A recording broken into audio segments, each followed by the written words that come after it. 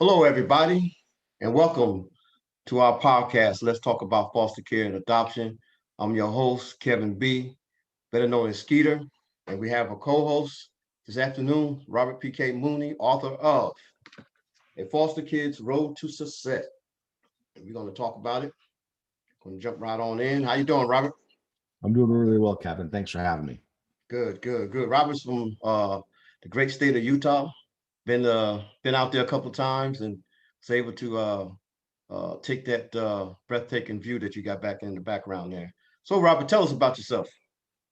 Yeah, so I'm a product of our social system. Hmm. I grew up in foster care from the age of 6 until I aged out at 18. When I was 6 years old, my six siblings and I, so seven of us in total, and our mother, we found ourselves in a battered women and children's shelter. And a couple of weeks of spending time there, the state workers that were there at the shelter recognized that my mother was too physically and mentally ill to be able to take care of seven children. And so as a result, we were placed in the state's custody, and that kind of started my journey in foster care. And that's resulted in me bouncing from home to home to home. Changed homes 20 times. 20 Uh, times. 20 times from the time I was Wow. 6, yeah, until I was a bit older. And yeah, so the of the seven children, the three older kids aged out of foster care. I was the third, so me, my older brother, my older sister aged out of foster care, and then the four younger kids were adopted into three different homes. And so my two younger sisters were able to be adopted together, and then my two younger brothers were adopted into two separate homes. And so yeah, I grew up as a foster kid, and people would ask me, what's it like being a foster kid? And I just tell you, it wasn't awesome. It's a interesting way of life. But by the time I had been in the system for half my life, so by the time I'm 12 years old, it's life at that point for me. I'd been in the system for 6 years. My father parental rights had been terminated by then, and my mother passed away from cancer. And so it was life. And while I was grateful for my younger siblings to be able to find permanent homes, and I wanted a permanent home for myself, that wasn't necessarily to be. And so although I was legally free for adoption, Hmm. that didn't take place for me, my older brother, and my older sister. And so we aged out and had to find our way in life without that permanent background. And my the experiences that we had when we were younger, they took our toll. They took a toll. There was severe abuse in our home, both physical and sexual, and severe neglect as well. And ultimately, it was too difficult for my sister. It hurt. She just shattered mentally. She developed dissociative personality disorder. Hmm. Back then, they called it multiple personality disorder, and took her own life when she was 20, Oh, I'm so and I was sorry to hear that. 16. And I know it was just heartbreaking. So deal with the loss of a mother, and then my sister after that, and then yeah, my brother, my older brother, just kind of bounced around, made his way in the world as he could. He's had his significant struggles in life. And my younger siblings, even though they were adopted, they had tough times as well. Yeah. The two girls who were adopted together, they've done well for themselves. The youngest one struggled. She tried to take her own life. She was on her third marriage, I think, when she was 22, and I went to go visit her when she was in the hospital. She was in a coma from her suicide attempt, and Hmm. went in the hospital. And her husband was like, "Oh man, I don't know what to do about this." We had a good chat, and to his credit, he stuck around, and to her credit, she figured stuff out. And so now she's a healthy, and a productive member side of mother, a business owner. She's amazing, but she had to struggle through just a whole lot, notwithstanding the fact that she was adopted. And then my two younger brothers have both struggled mightily. Substance abuse issues, very dangerous, sexual behaviors, significant issues with the law. It culminated with my younger brother, just younger than me, taking his own, or actually not taking his own life, but succumbing to a drug addiction. Died of meth poisoning. You got a bad batch of meth. There's no such thing as a good batch of meth, but this Yeah, was a but I got you. particular. Yeah. There was a Yeah. particular lethal batch that took the life of several young men in his community in Hawaii, and so yeah, it the aftermath of that kind of trauma and that kind of lifestyle is it's intense, and Yeah. I only can imagine. so frequently it's not great. For me, I aged out and was able to take a different path. I went But to I got a college. question. In your book, you Yeah, talk about living with your father. How yeah. was the dynamics after being out and then coming back to live with your father? How was that Yeah, so dynamic? it was fascinating. So we had a failed reunification attempt. Shortly after my mother died, the state sent all kids back to live with my biological father, which was just a massive, massive mistake. Uh, because again, he was the principal abuser, and now our mother, who was something of protection, she's now gone, and it was a horrific, horrific experience. And so it didn't take long for that reunification effort to fail. We were put back in the state's custody, and then his rights were terminated. And the interesting thing is even if you come from a horrific background, your family of origin is still your family of origin. Roger. And so even though me and my siblings bear actual physical scars from the abuse that we suffered, we still wanted to be together, and we still wanted to be home, the only home that we knew, as awful as it was, with no food, abuse, and just really horrific circumstances. You still want to be there. And so his rights were terminated when I was 9 years old, and kids started getting adopted. Uh, and when I was 13, I lived with a family who's a great family, but their marriage was falling apart. And so they actually encouraged me to reconnect with my biological father, whom I had not seen for 4 years, seen or heard Wow. of from for 4 years. Hmm. And one of the reasons for that is my father's Native American, and and they gave me, to help me stay in touch with my heritage. They gave me a book of Native American myths for my 13th birthday, and in the book, it said that the person who submitted a number of the myths for publication Hmm. was someone who shared the same name as my biological father. And I was like, is this my father? Is this, I don't understand. And so it got me interested in thinking and wanting to connect to my Hmm. heritage. And so when their marriage kind of fell apart, rather than sending me back to my social worker to go find a new home, they said, maybe go connect with your father. And I did. He lived 400 miles away, and we reconnected. And my older brother was actually living with them. Again, his rights had been terminated. So there wasn't a legal relationship there, but my brother was living with him as a 16-year-old, and I went to go out and live with him. And, there was a sense of home that I didn't have anywhere else. The circumstances were not good. We lived in a borrowed trailer up in the mountains of southern Utah. And a lot of people think of southern Utah like Lake Powell and St. George's, this nice warm area, Hmm. and it is. But up in the mountains, not so much. It still gets really cold, snow, and we didn't have heat. We didn't have, we did have electricity, but it was just, again, middle of nowhere, dusty roads. Mile walk to a bus stop. If I missed the bus, have to hitchhike 15 miles to get to school, Wow. and it wasn't a great situation. So.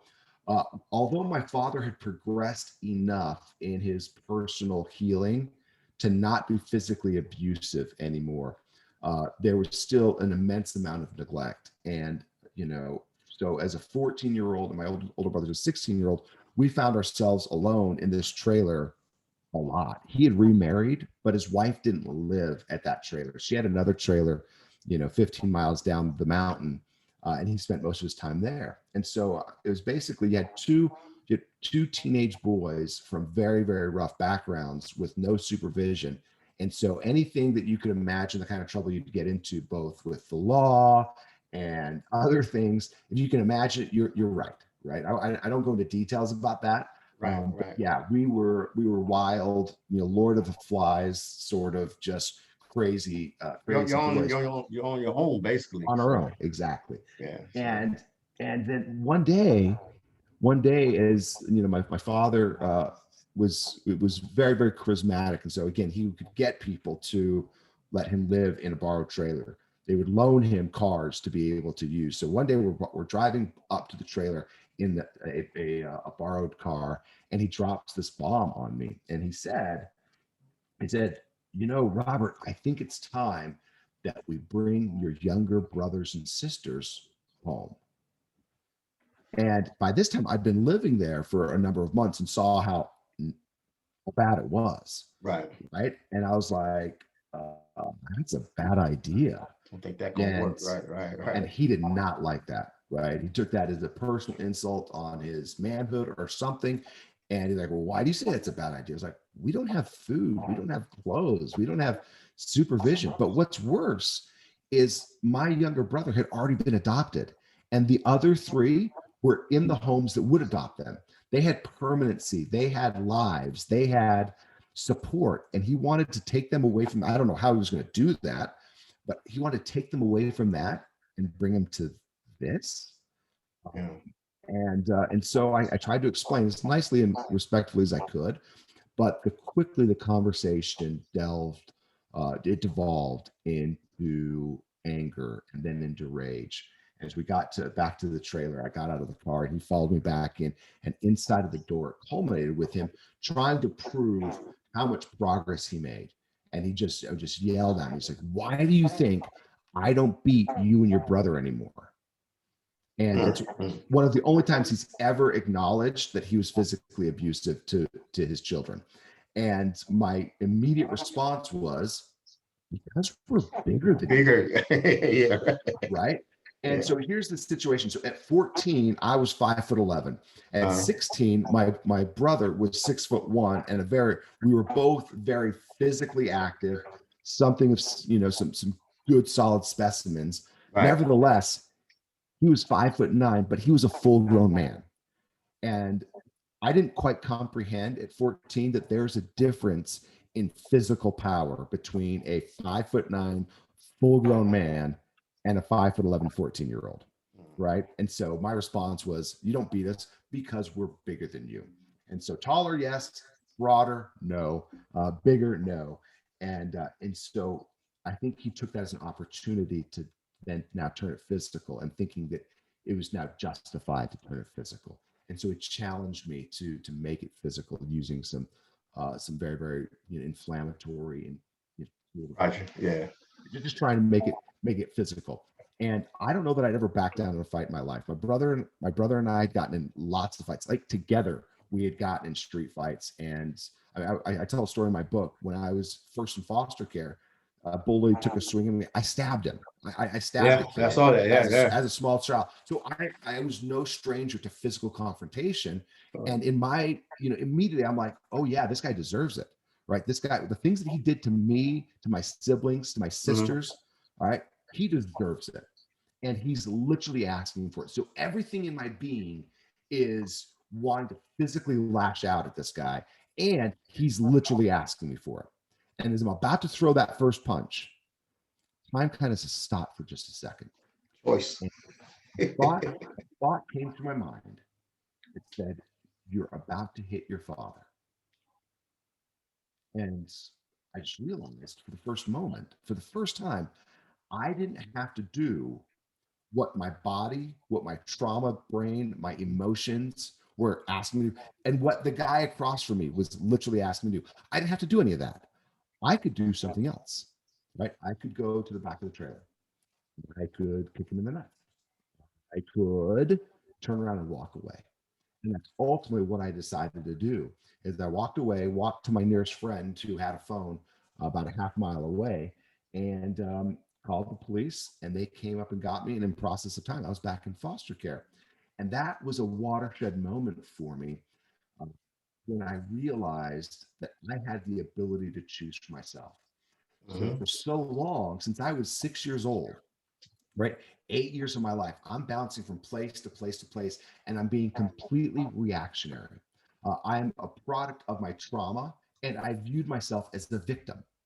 right? And for the first time, I realized I didn't have to be reactive, reactionary. I didn't have to Okay. be reactive. I didn't have to do what people thought I should do by virtue of being Mhm. this broken kid in the foster care system. Had that I was choice. I was a horrible student, and I then realized, you know what? If I want to do better for myself, I got to be a better student. And so I began to choose to do better. I started doing my homework, right? I started, turning in my homework. When I didn't understand what the teachers were asking, I asked for help. And almost overnight, from that experience, I went from being a not a good student to a very, very solid student. No change in my ability, but only a change in my understanding that I got to choose for myself. And so even though that time that I spent with my biological father that year was horrific, I did some crazy stuff happened to me, and I did a number of things that I'm not proud of at all during the course of that year. I still view that as one of the most important years of my life because I was put in a situation where I had this, what could have been a very traumatizing event. Again, going and having another physical confrontation with my principal abuser. And yet, that there's a break where I could break that cycle.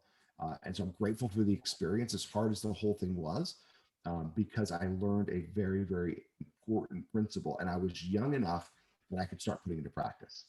So I was 14 at the time, and I started being mindful of my choices. And I made a lot of mistakes. Just because I knew I could choose doesn't mean I chose well. I Right. chose poorly repeatedly. I screwed up a lot. I still screw up a lot. I know. Yeah, I know exactly what you mean. But however, they became my screw ups. Right. They weren't because I was beaten as a kid. They weren't because I was taken away by a cruel state system and bounced from home to home. They weren't because fate took my mother from the world. That's not why I made my mistakes. I made my mistakes because I had options and I chose the wrong one. Uh, and and as I learned that, I could start making better choices and better choices. And the first decisions that I started to make to improve my life and choose a life that was different than the way I was raised was to do better in school and get an education. And so that's what ultimately happened. I graduated from high school and I went to college. Mhm. Got a degree in finance. And when I was 15, I realized that I was not going to get adopted, and likely the first family that I would have would be the family that I created on my own. And so I was very focused on being able to provide for that family. And so what's something I could do to help me pay for a home and food and shelter and give a wife and children the things that I wasn't able to have.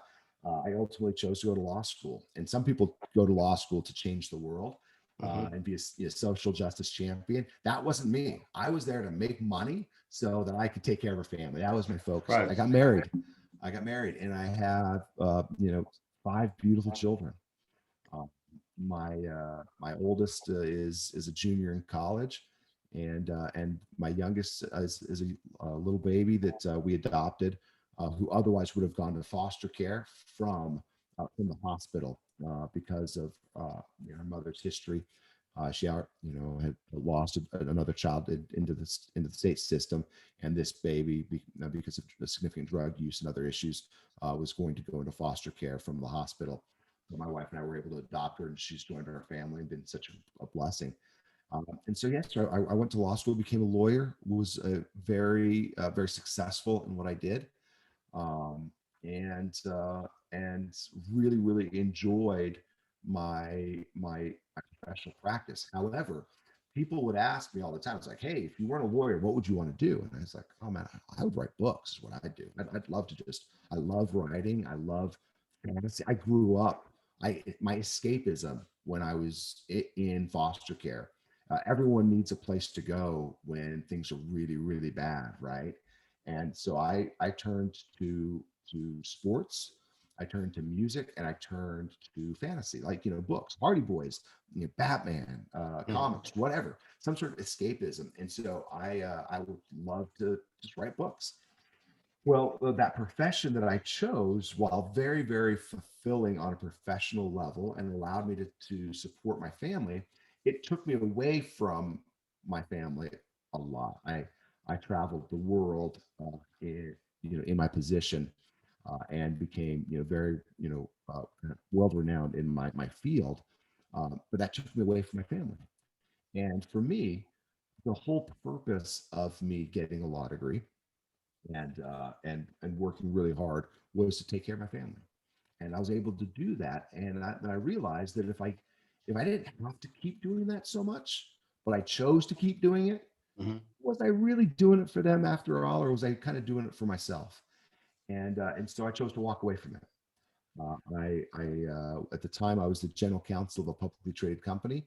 I went and told my board that I was going to hang it up and go do foster care advocacy and write books.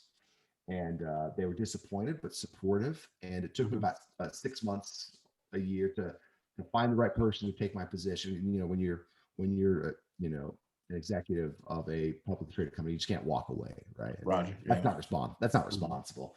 And so I wanted to do it the right way. We found a great candidate to take my position, and worked closely with him for a period of time, and then I stopped and I started writing.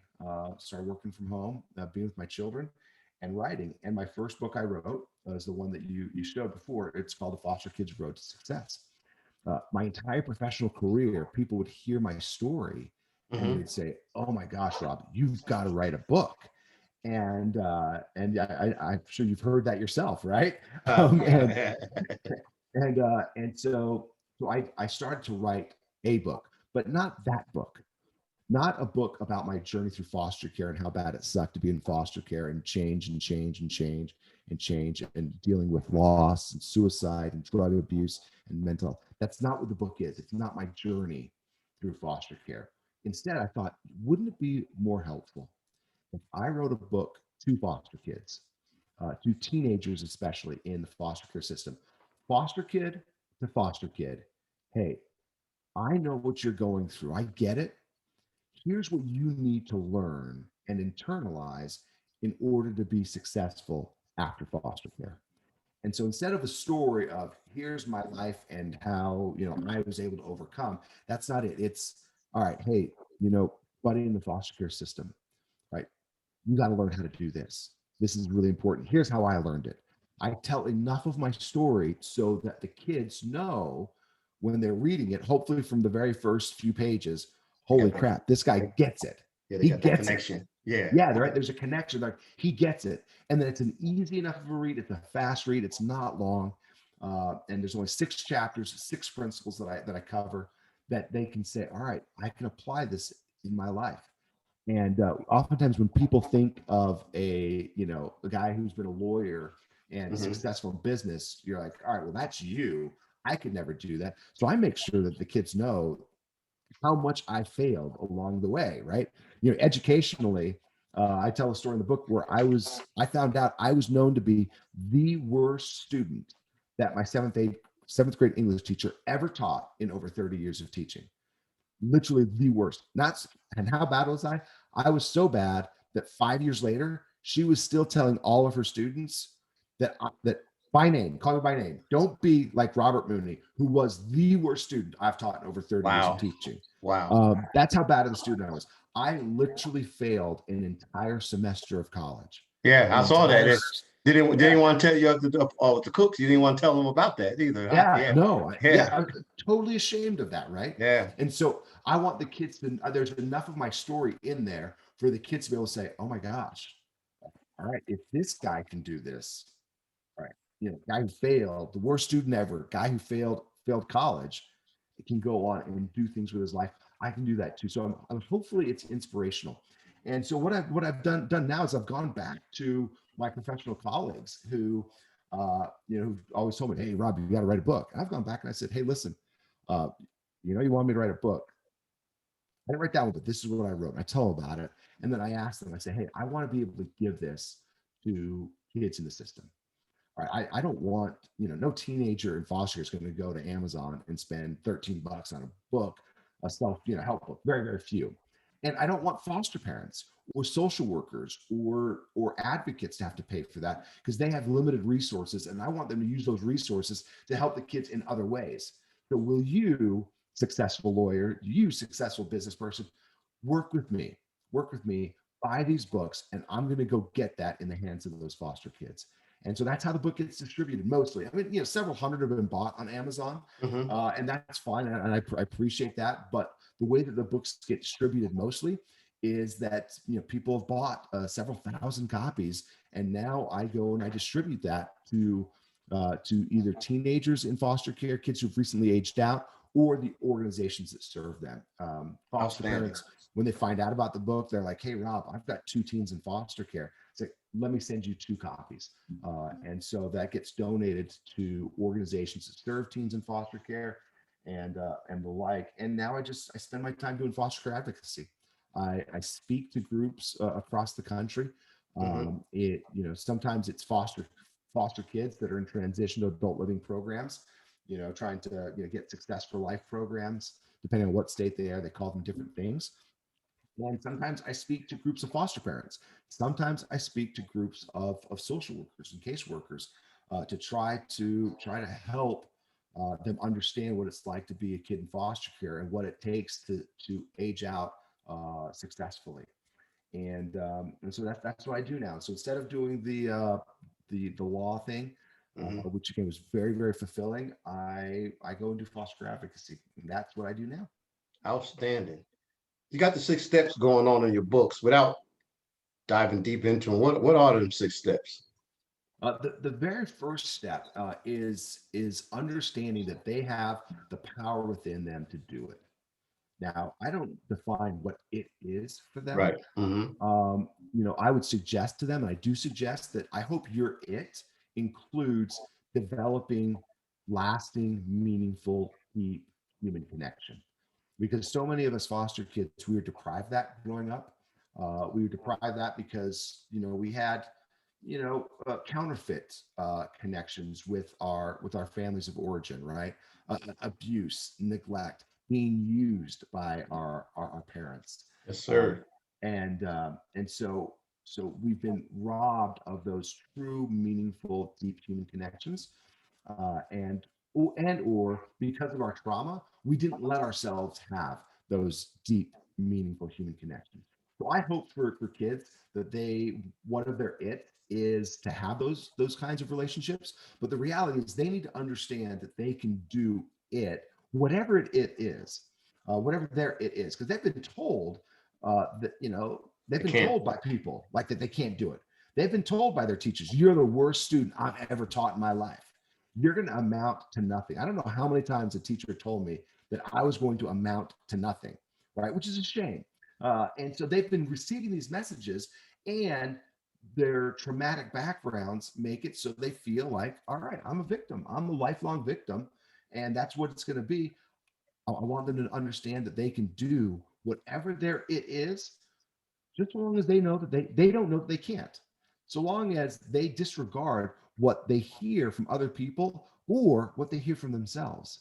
All That's right. very that's very important. I call it self-fulfilling prophecy. Yeah, If you absolutely. constantly tell a person, someone that can't, after a while they stop believing it and they take on the attributes of I can't, and That's you just that's lost them. So that's yeah, absolutely correct. yeah. Once they start telling themselves, and Yep. then they start believing themselves that Hmm. they can't, then you've got an uphill battle. So I want them to understand the first step: know that you can do it. And I Right. share a story about something I did that I had no business doing, and just to show, like, listen, if I could have done something crazy that I had no business doing, you can do it as well. Right. The second principle, of course, once you know that you can do it, is they have to understand their power of choice, their ability to Very choose important. Yep. for themselves. And so I share that story about being with my biological father, where that just clicked for me. That Hmm. holy crap, I don't have to, you know, be this aggressor in response to aggression. I don't have to be in a constant state of fight or flight. that my trauma and my background would indicate I have to be in. And it feels like you have to be in it. If someone would have asked me, when I, in that second foster home that I was in, where a bully took a swing and I stabbed him with the pencil, if someone would have asked, was like, well, why'd you stab him? I would have said I didn't have any other choice, Yeah. and I would have been wrong. But in my mind, that was the only possible thing that could happen, because I didn't realize I had this ability to choose. And so I try to instill in the kids the understanding that they truly do have the power to choose. And once you understand you have the power to choose, this is so important for kids in the system. So important, kids who've been traumatized. You have to guard that ability. You fiercely guard that ability. Listen, other kids can play around with substance abuse issues, right? Maybe kids can go play around and that sort of thing, and they've got the support at home that helps them pull out of it when they start moving into some sort of addictive spiral. But for Mhm. us who've had so much pain and so much neglect, it's so easy to turn to something that will numb that will take that away. But the problem is, it then becomes something that robs us of our ability to choose. And so you've got to fiercely guard that ability to choose. And for those kids who are already in with substance abuse issues or other sorts of mind numbing, pornographic, addictions, anything that gets them away from their pain for a period of time, I have to bring it back to their pain and understand, guys, you got to feel this, and there are resources for you to get past that so you can reclaim that power to choose. So the third principle I teach them is that you have to fiercely guard that power to choose. And if you've surrendered it already, go and get it back. There's resources to help you get it back now. Because if you're a teenager and you're dealing with substance abuse issues, it is so much easier to break that cycle than if you're a 30 or a 40-year-old who's dealt with a lifelong Roger that. it can happen. It happens, it can happen, but it's so much easier for a teenager to break that cycle than it is for a adult who's been living that for 2 decades. And so teach them that. And the next one is just to understand that they're not alone. uh, Kids in the system, if there is one universal feeling that's nearly universal, but no case is the same, right? Every child's different, and they deal with different kinds of trauma, different kinds of difficulties. But to be a foster kid is to be alone, is Yeah. to feel a profound sense of loneliness. When you're the only person in a home with your last name, when you're the only person in your home with your skin color, there is a loneliness and an outsider, a feeling of being outside, being an imposter, being a invader, just being counterfeit, right? Those are natural feelings that come. Uh, but I want the kids to understand that they're not alone. They are not alone, and there is someone, something that they can go and reach out and connect to. And I point to the divine. People don't like to talk about God and the like, but I say, why not? Because that's at least something or someone that you can go and connect to Mhm. until such time as you can forge those human relationships. So again, tell them they're not alone, share experience about how I understood that I was not alone. Notwithstanding, I was starting to make good choices. I still felt that sense of profound loneliness and loss. Those of us who deal with mental health issues, we know that. We know solitude and loneliness better than we know really anything else. And so I get that. These kids get that, and I just want them to know that they're not alone. And then it's really, really important I teach them about what I call the law of reciprocity, karma. You reap what you sow, the law of the harvest. Oh, yeah. Kids kids who've had very little, Mhm.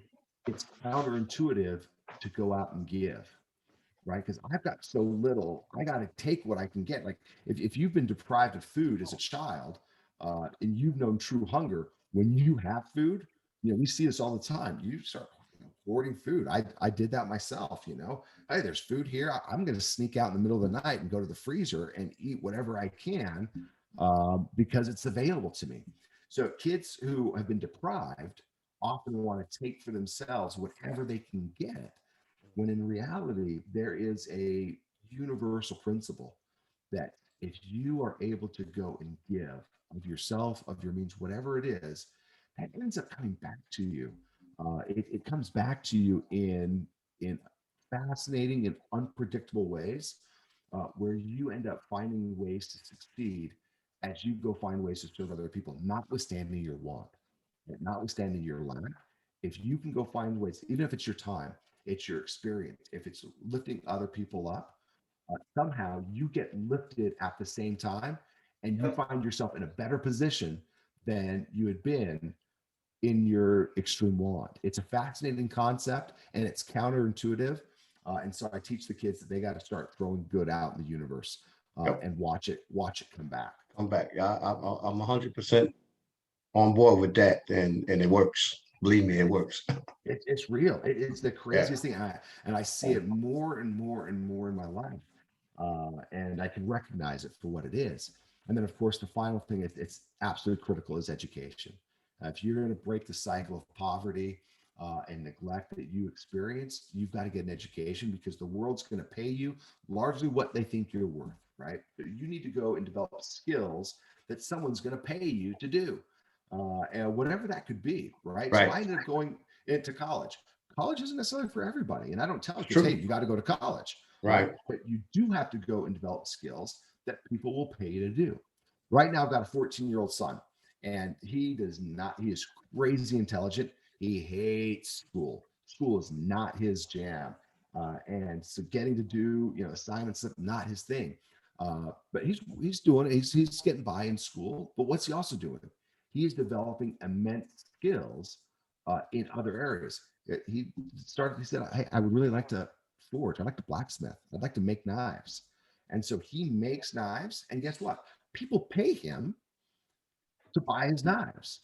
People Wow. pay him to sharpen their knives, right? So he's getting skills that, again, not your normal school path, but he's Right. gaining skills that people are willing to pay for. And that's how you support yourself. And so I tell the kids, you got to get an education. And statistically speaking, the more education you get, the better off you're ending up. And listen, again, I'm not saying everyone needs to go get advanced degrees or whatever the case may be. That's not for everyone, but an education is for everyone. And you foster kids, you've got to go get an education. You start now. And you're gonna be like, "But I'm a really crappy student." And I said, "Yeah, I get it. So was I, right? Worst student ever, failed college, right? I get that. But start now. Start now to be a better student. Start by using your principle of agency, your ability to choose to start doing your assignments, start turning them in, and start seeking help where you fall short. And then you can go get an education. There's opportunities to get, one of the things that's the benefit now that wasn't as much when I was younger. And there are a lot of programs that kids can take advantage because they were in foster care, because they were adoptees. Gives them, people recognize that they've got the deck stacked against them. Yep. And so there are opportunities for them to now get education, and they just got to go look for it. Google's their friend. You got to do the work. Go find ways to get your education paid for. You can do the sweat method like I did. I was fortunate enough to compete for and get some scholarships, but I worked my entire time through my undergraduate. And when I was, so in college, I was working 20 hours a week on top of taking heavy credit loads. When I was in law school, my second and third years, I worked full time while in law school full time. That's frowned upon by the law schools, but it was the way that I could make, pay, at that time I had a son, I was married, I had a son. And so to pay for my family, it was important for me to work. And so I worked straight through, and, that sucks working, 40 to 50 hours a week, plus going to school full time and having it's crazy. But what I would just tell myself is like, all right, I can do anything for X period of time. I can do anything for a year. I can do anything for 2 years, whatever it takes. And sometimes I got to break that up minute by minute. Like right now, I'm trying to get myself into better physical shape. And when I'm working out really, really hard, sometimes I'm telling myself I can do anything for 60 seconds. And sometimes that's what you got to break it down to, right? Yeah. Yeah. You can do anything for 60 Yeah. seconds. You can do anything for a week, a month, uh, and these kids can get their education. So those are the principles. That's what I cover in my book. Yeah, yeah. Robert, like I said, I read the book. Those that don't know the name of the book, here's the book right here. Uh, got the it's shade there. Foster Kids Road to Success. The biggest thing I got out of the book, and it hit me like, because when I do my little motivational speaking stuff, prior to the pandemic, I used to tell kids and individuals, you have a choice. Being a foster kid, you have the stack already up against you, no doubt. You've been beaten verbally, physically, mentally, sexually. You just sometimes you just wonder how you can even function, and you have problems sleeping, you have nightmares, you have all these different things. But when the smoke clears, you still have the choice to stay in that predicament or to come out of it. And it's not going to be easy. Like you said, we have choices to, whether it's you choose the right girl to marry, or you wind up going through divorces or whatever. It's going to be always something challenging, and it's going to knock you down. I always say you learn from your failure. Sometimes failure is good, because if you fail, you wouldn't know how to succeed. So you appreciate, you know, the bad stuff to understand the good stuff. So it's like, the karma thing, yin yang thing. So, choice is the biggest one that I got out of that. And to me, when you get the choice and you make your right decisions, eventually all the other stuff will fall in line when it comes to education. And with me, education was the military. I hated school. Oh God, I hated school. I was an average student, but I wound up joining the military, and then I wound up going to school and wound up getting my master's degree eventually. Awesome. But that's the vehicle that helped me. Everybody has a vehicle that they have to get on to help them navigate their journey. And Yeah. like I said, I really appreciate the reading your book, and I'm going to push it because you know a lot of kids out there need to know. Foster kids, especially the ones, like you said, that are growing out the system. Yeah. They just, they don't have no tools. It's just, all right, we're finished with you, and how you navigate that. And then the first thing we want to do, we want to get on them when, they rob a store or something happens or something negative, Yep. but we don't want to stop the problem or the issues before you even start, because we don't give them no tools, And so That's right. this book I see is a huge tool that not only just foster care or adoptees, but a normal, quote unquote, person that has a quote unquote normal life, they can Yeah. learn from that too. Yeah, my editor, she was going through it, one of her comments, as she was getting to like a fifth chapter. She was like, she put this comment in the notes. It's like, wait a minute, Rob, I was just thinking, doesn't this apply to everybody? And I'm like, it does. But I wanted something special because foster kids have so little to call their own. I wanted Right, this book to be theirs. Roger Foster that. kid to foster kid.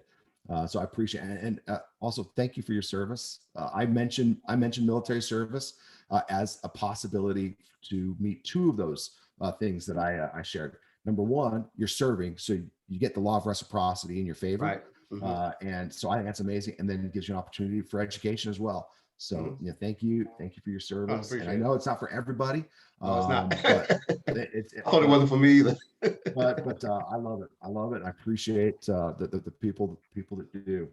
And for foster kids, it's the way to go. There's a young woman that I've been mentoring. The first person who got my book, who is not one of my own foster children. I don't think I said before that my wife and I became foster parents as well.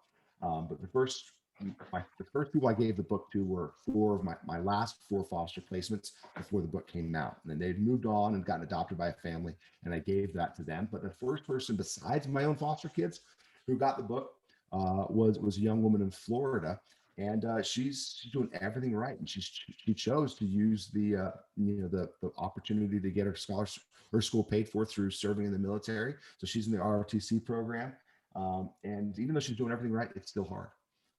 And so any support we can give to kids in the system and kids who are aging out is needed, and it's appreciated. So I appreciate your support.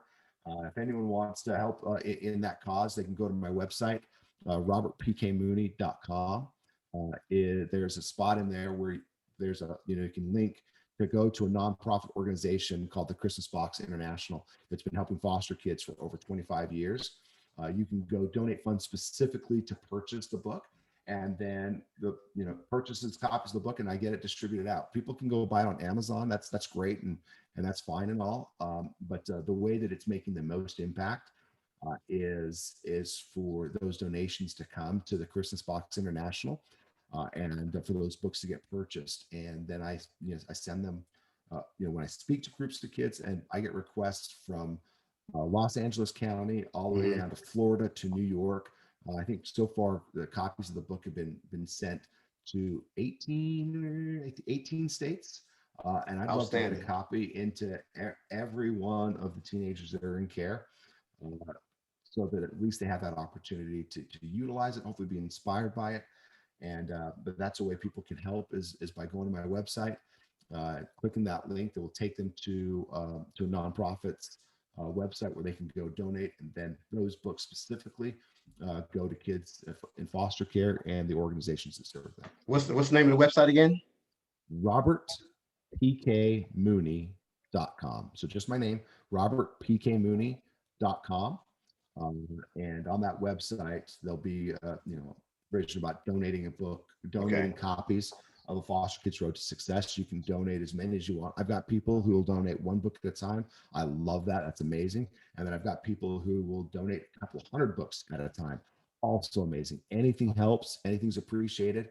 And it's been a great pleasure to work with donors. What I actually do is I don't have to do this necessarily, but I think it's really nice to have a full circle closed up. Every book will have a book plate put in the front that says this book's been donated to you by this person, if they're willing to be identified. But I ask them to be able to say, hey, let me tell you who's giving this book and where they're from, so that if a kid opens a book and sees it, they know that somebody in Houston, Texas, cared enough about them to buy that book and get it in their hands.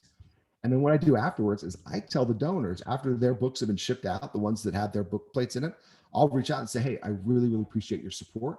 I just want you to know your books went to, this group in Tennessee, and also to a foster kid. I don't identify names for privacy reasons and that sort of thing. A teenager in Denver, Colorado.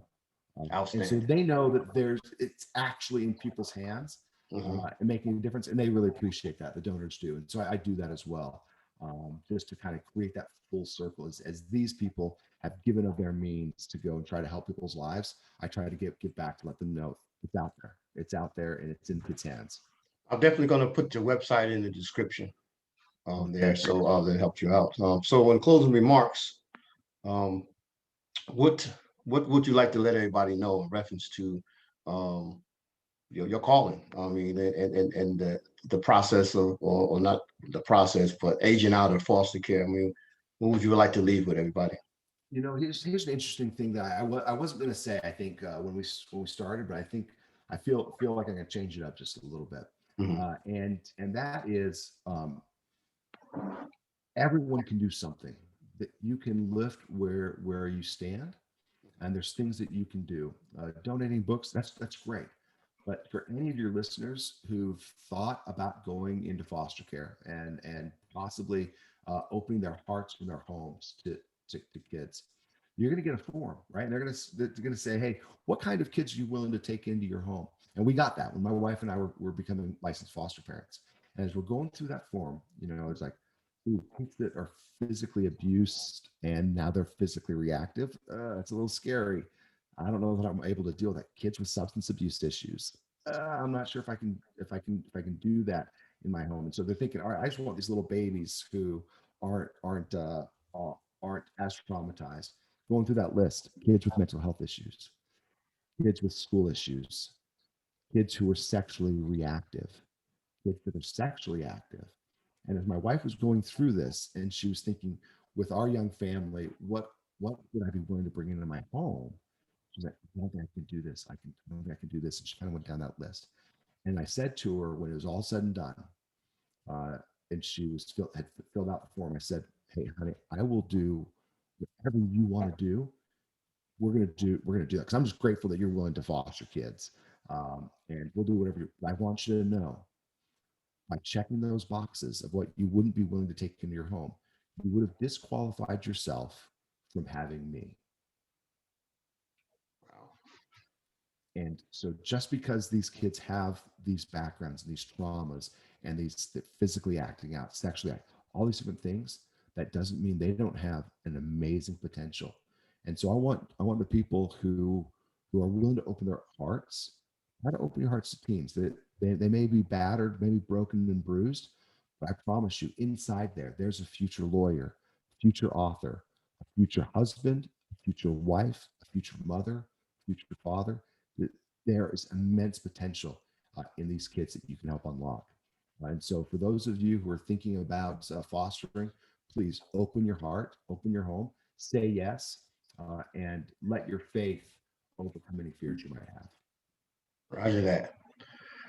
Well, we just want to thank you, Robert, for coming on. We appreciate your insight. We thank you for all you do, especially the last remarks. It's very heart touching. And it's all about giving someone a chance. Also, those that are out there, adoptees, foster care kids, those that are aging out and those that are still in the system, I just want to let you know there's a book out here and we're trying to get it in your hands. These 6 steps can help you. You're looking at 2 foster kids that came out of the system. You're looking at them right now on this podcast.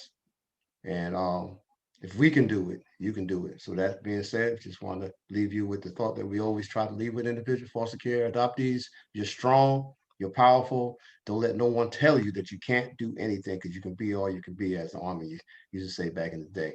So with that being said, till next time, take care, be safe, and we'll see you next time. Peace.